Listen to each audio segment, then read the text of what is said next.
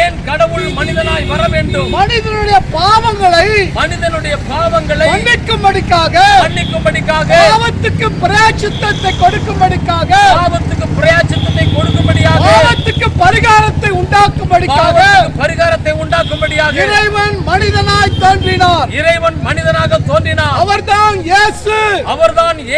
நண்பர்களே, பாவத்தோடு மனிதன் வாழ்ந்துவிட்டு மரித்து போனால் பாவத்தின் தண்டனை நரகம் மனிதனை வரவேற்க காத்திருக்கிறது. பாவத்தின் சம்பளம் நரகம் அவனை வரவேற்க காத்து கொண்டிருக்கிறது. நரகத்திலிருந்து தப்பிக்கவே மனிதனுடைய ஆத்துமாவிலே படித்த பாவ கரைகளை போக்கவே இறைவன் இந்த உலகத்திலே மனிதனுக்காக பலியானார். இயேசு பலியானார். சர்வலோகத்தின் பாவங்களை சுமந்து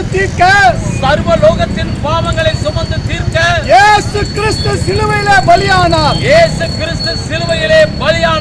அன்பான நண்பர்களே, பலி இல்லாமல் ஒரு பரிசுத்த ரத்தம் சிந்தப்பட வேண்டும். மனிதனை காப்பாற்றும்படிக்காக, பாவங்களை மன்னிக்கும்படிக்காக இயேசு சிலுவையிலே ரத்தம் சிந்தினார். இயேசு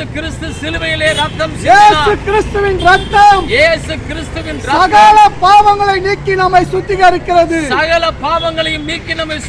எந்த நிலைமையில இருந்தாலும் சரி, எப்படியாப்பட்ட பாவத்திலே சிக்கிக் கொண்டிருந்தாலும் சரி, உன்னை வாழ வைக்கிற பாவங்களை மன்னிக்க, உனக்கு ஒரு நல்ல வாழ்க்கையை கொடுக்க, துக்கத்தை சந்தோஷமாய் மாற்ற